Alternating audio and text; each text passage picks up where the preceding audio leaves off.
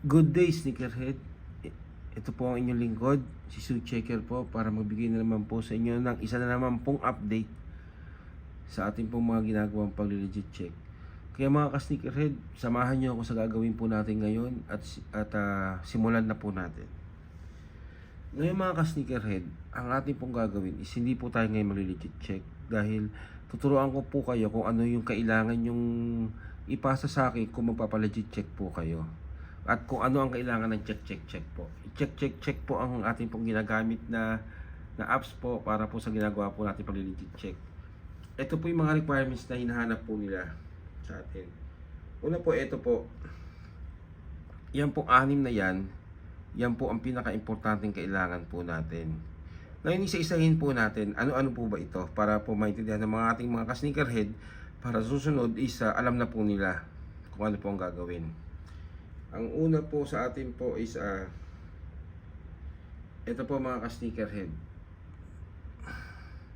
Ang kailangan natin is appearance. Yan po ka-sneakerhead, yan po. Kailangan maganda ang pag appearance po is parang ito po, kukunan nyo lang yung sapatos nyo ng ganyan. Yan, mas malinaw. Pwede rin, minsan tinatanggap din siya ng ganito. Yan. Pero ang recommended ko po is kahit ganito pwede rin minsan tinatanggap. Pero ang recommended ko po is ganito. Yan. Ito po yung sample. Ayan po yung recommended ko sa inyo na kunan nyo yung sapatos nyo ng ganito po na malinaw. Okay? Lagi nyo pong gagamitin ang flashlight po ng inyong cellphone o kaya sa labas nyo siyang kunin para mas malinaw po. Yan po mga ka-sneakerhead. At ang ating isusunod po is ano po ba ang next na pinaka-isa rin po ay ang ating po susunod na is ito po. Ang tawag po dyan ay inside level po. Kadalasan po mga ka-sneakerhead, dyan po tayo humihingi po ulit siya ng clear na nakuha. Kaya mas maganda po ganyan po kalapit, close up po ang inyong pagkukuha. At ayan po ay makikita po yan dito. Ayan po yung mga ka-sneakerhead. Ayan. Sensya na medyo marumi po yung aking sapatos na Kobe. Ayan po yung ka-sneakerhead. Yan. Yan, kukunan niya ng close up. At ang susunod po na atin is ayan po. Isa rin po yan sa hinahanap po. Ito po yung mga pinaka-importante po yan. Mga importante po mga picture na kailangan po yan. Back of insole. Ayan po. Ito po yan mga ka-sneakerhead. Kunin nyo lang po yung sa ng sapatos nyo. Ayan. Tapos tanggalin nyo lang. Ayan yan. Ayan yung front. Ito po yung back. Ayan po mga ka-sneakerhead. Yan ang kailangan nila pag tayo po yung nagli-legit check po. Yan, isa sa mga kailangan natin. Yan. Yan po. Pwedeng ganyan. Basta kailangan kunan nyo lang po siya ng buo mga ka-sneaker para hindi rin po kayo maabala or sabihin nyo sa reseller na ganito. Okay? At ano po ba yung susunod na isa rin po sa importante? Ito po. Insole stitching po. Dito po talaga kadalasan humihingi ng pag hindi maganda ang inyong pagkuha, dito po humihingi uli yung yung check po na photo needed ang kailangan yan. Pag nakita ko yan, automatic ipinapasa ko sa inyo. Ayan po. Yan po insole stitching. Ang insole stitching po mga ka-sneaker is, di ba tinanggal nyo yung sole, tapos kailangan natin yung back sole nun.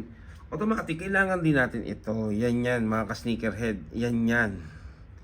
Diyan yan titignan po. Kunan nyo lang po yan maski nakalahati na maganda pagkakakuha po. Ayan yung mga kailangan natin. Kung wala ka namang box, yung 4 na yan ang kailangan lang natin. Ngunit kung meron ka naman pong box, ano bang kailangan pag may box? Pag may box po, ang kailangan lang po natin is at tinatawag nila na box level. Ayan po ang box level po mga ka-sneakerhead. Yan po. Kahit anong sapatos po yan ha. Kahit anong brand. Yan po ang kailangan natin. Yan. Yan naman po. Pag may box na, pag gusto nyo ipasa na may box is, ayan lang po yan mga ka-sneakerhead. Automatic. Ayan yun o. Ayan yan. Kunan nyo lang po yan na mas malapitan na close up. Ganyan po yan. Yan po yan mga ka-sneakerhead. At ano ba bang kailangan with box po pinag-uusapan natin is ito po. Data code. Yan, kailangan po yan. Ang data code po is kailangan ay makikita yan sa ito po yung box nyo, di ba? Buksan nyo lang po yan. Buksan nyo yung mga ka-sneakerhead. At makikita nyo yan. Ayan po yan o. Yan. Ay, pasensya na. Ayan po yan mga ka-sneakerhead. Ayan. Meron po yan. Pag wala kayong nakita, is pwede rin po ito. Yan. O kaya ito o. Yan o. Marami po yan eh. Ayan. Kailangan po yan. Matataka kayo, magkaiba yan o. Diba? Magkaiba. O. Ayan yan. Oh. Oh, di ba? Oh. Basta may makikita kayong box code na ganyan. Box code po ang tawag diyan mga ka-sneakerhead. Isa rin po yan sa importante kung magsasubmit kayo na may box.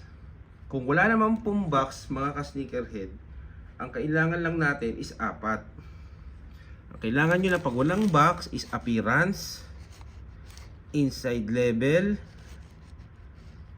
back of insole, at sole stitching lang po. Ayan po yung mga walang box. Kung may box, additional nyo na lang po ito yan. Box level, tsaka data code. Ayan po. Kahit ilan pa po yung picture niya, pwede naman po kayo mag-submit sa akin ng mga picture na iba pa. Additional po natin is nakaganyan. Yan. Or ayan, pwede yan po. Yan. Pwede yan. O kaya dalawang sapatos po. Pagdidikitin nyo. At ganyan nyo po. Yan. Ayan lang po ang kailangan ko mga ka-sneakerhead na mga picture na sapatos na pinaka-importante po na kailangan po ng check na apps. Para po mapabilis tayo at kasi para maibigay ko na rin po sa inyo agad-agad na resulta po. Ayan po mga ka-sneakerhead. Ayan po yung mga kailangan natin sa gagawin po natin pag-legit check. Kaya sa mga tatanong po, panoorin nyo na lang itong video na to para po alam nyo na po. Para pag sinend nyo sa akin, kompleto na. Okay po mga ka-sneakerhead. Hanggang sa muli po, ito po ang inyong lingkod, si Shoe Checker po. At lagi ko po sinasabi, bago po ang lahat, mag-like and subscribe po kayo sa ating YouTube channel.